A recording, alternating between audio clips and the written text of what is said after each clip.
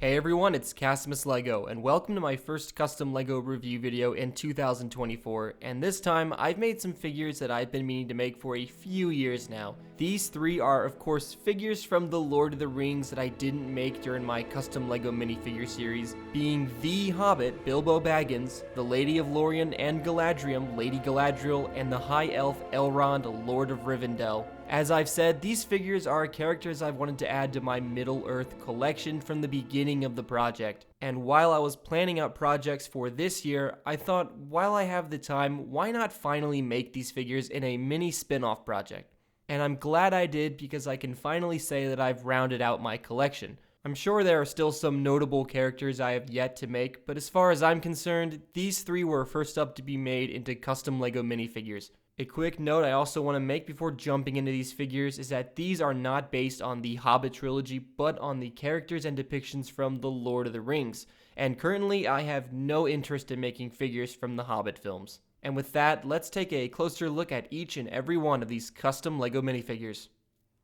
Let's begin with Bilbo Baggins, the very first Hobbit who was introduced all the way back in 1937. It surprises me that I never made this character during the custom Lord of the Rings series. He's pretty important to Middle-earth, especially when you consider the tale of there and back again, so it pleases me that I decided to spend this past month making these few figures to round out the collection, so to speak. Martin Freeman's portrayal in his Hobbit trilogy was quite good, but nothing beats the original for me, and in this case, I've always enjoyed the performance of the late Sir Ian Holm as Bilbo in the Lord of the Rings trilogy. So I based my custom Lego minifigure particularly on his appearance at his birthday party during the beginning of the story, as I'd say this is the best look for the character.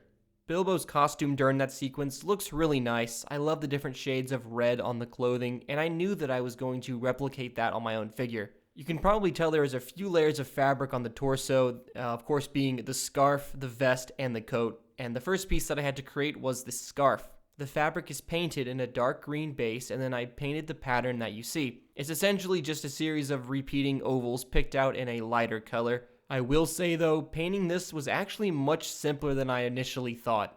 Given the size and spacing of each oval, I thought it wasn't going to come out all that nice, but luckily I think all the details look correct and I'm really happy with it. When I had the scarf's pattern complete, I created another layer of painted red fabric for his vest and tucked the scarf behind it, leaving enough room to see the cream color of the torso shirt peeking out from both sides. The collars are 3D and all feature a dark brown outline as well. Meanwhile, the golden vest buckles are each sculpted.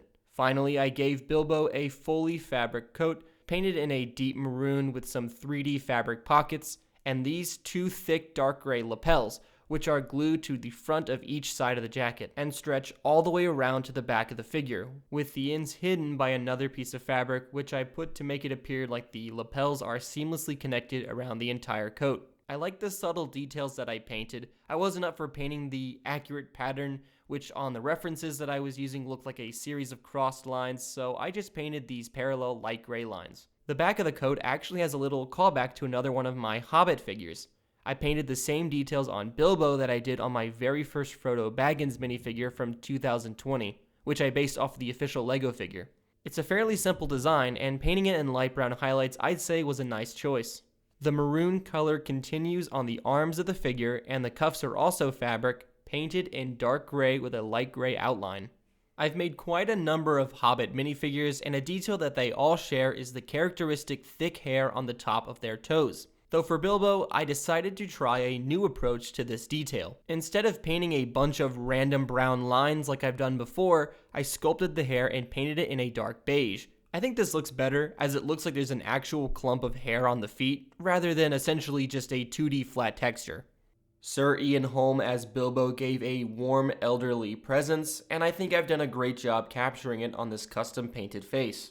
I didn't want to use an existing Martin Freeman Bilbo head, and certainly not the new edition that released last year, as that one, while having that awesome face in the back, doesn't look like the friendly Bilbo that I wanted to make. So I'm pretty happy that I painted this one. The hair is also unique. It's a custom hairpiece from FireStar Toys. When I was browsing their selection when planning out projects for this year, I thought this hairpiece, especially in this gray color, would be an excellent choice for his hair.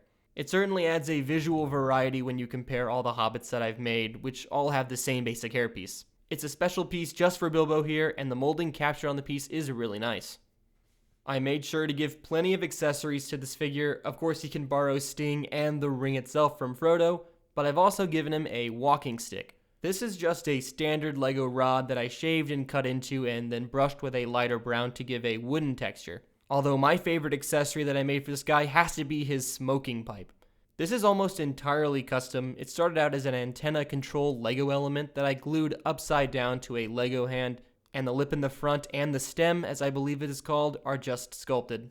And I painted everything in a brown color before adding the swirl, which is accurate to the prop used by Ciri and Holm in the Fellowship of the Ring. I think it looks perfect for the character, and this is definitely the way I'll display this figure in my collection. Now that's it for my custom Lego Bilbo Baggins. I'm really glad to have finally made him, and I hope you enjoyed this segment as much as I enjoyed this character.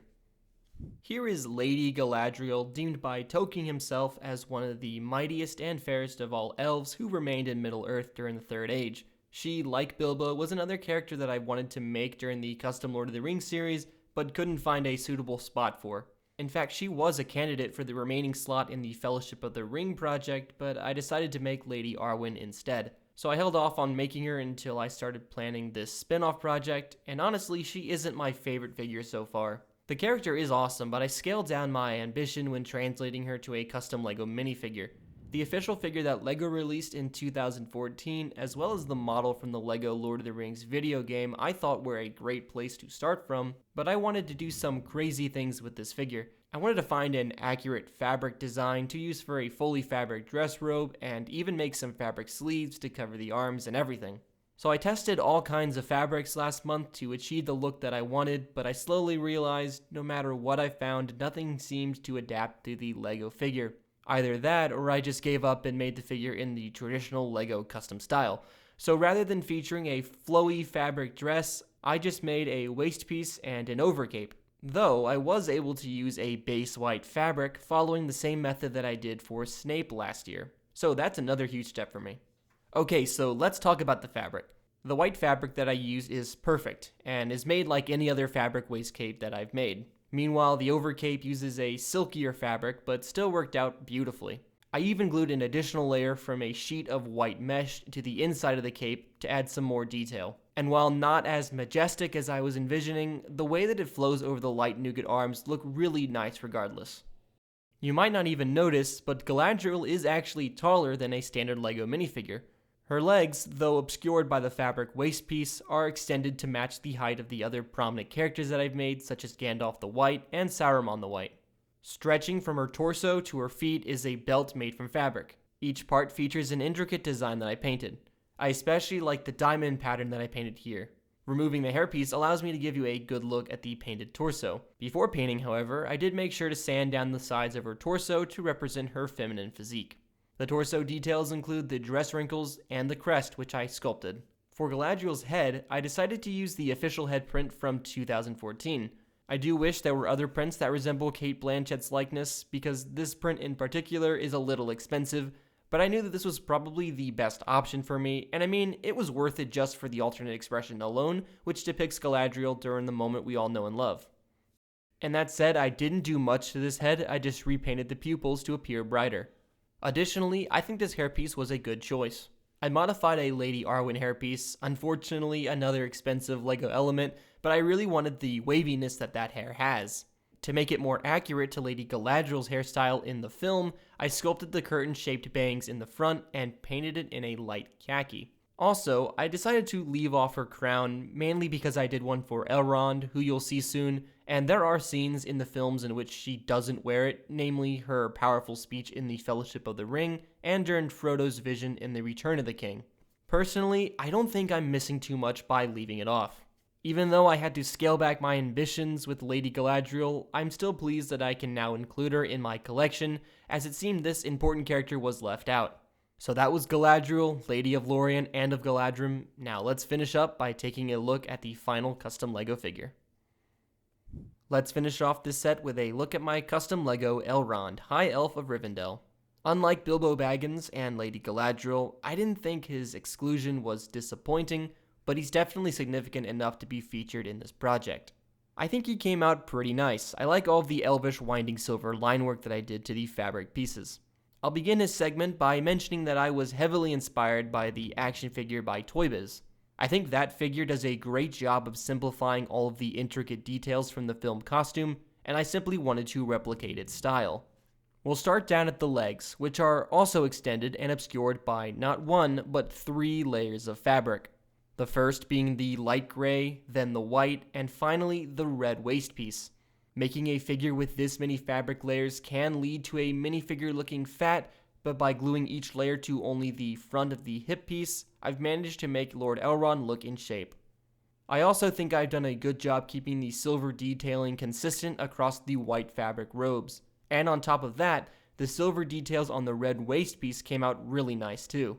Surrounding the entire figure is his maroon robe, which I cut as close as possible to resemble the Toy Biz action figure. In fact, I ended up having to make this a few different times to get the proportions right. I believe this is the 3rd attempt, and even it's not perfect, since you can just barely make out the torso detail that I painted ahead of time. This figure has an autumn-like quality about it, which makes me really happy. That's thanks to the chestnut-colored wrinkles that I painted to the front and back of the robes, as well as the lapel details. There's even this knot that I sculpted where the 2 pieces of fabric connect, also painted in chestnut. To continue the flowy robes on the arms, I sculpted the sleeves, which I've done many times before on figures such as this. The cuffs are an additional layer of fabric painted gold and also inspired by the action figure. Okay, now let's talk about Lord Elrond's head, which I fully painted to resemble the Hugo Weaving headprint LEGO produced for the Lord of the Rings line in 2012. I'll probably end up replacing this painted head with the official one at some point, but for now, it totally works. Of course, I'm going to talk about the crown that I fully sculpted for him. Because I decided to use the new elf hair that LEGO introduced last year, I knew that I was going to end up sculpting the crown. You could also say, well, why not just use the new head print that goes with this hair, the one with the crown already printed on it? Well, for one, I'm not a huge fan of the expression on his face, and 2, if you look at references for this costume, you can clearly see that the crown goes over the ears and almost all the way around the head. And the original version of this hairpiece was also off the table for me since I don't like how thick it was and it wasn't designed to have the brown hair exposed around the different pieces. So I wanted to sculpt something that was a little bit more accurate to the costume in the Fellowship of the Ring, and here is my result. This is the reason I didn't want to make another crown for Lady Galadriel. This was pretty challenging. It's basically built on separate layers. That was so that I could tweak each piece without ruining a section that was already shaped correctly. And much of this was trial and error as well, carefully shaping each intersecting line to make for a consistent and accurate design. And although the back isn't quite correct to how the crown is depicted in the film, I'm still pretty proud of the end result here.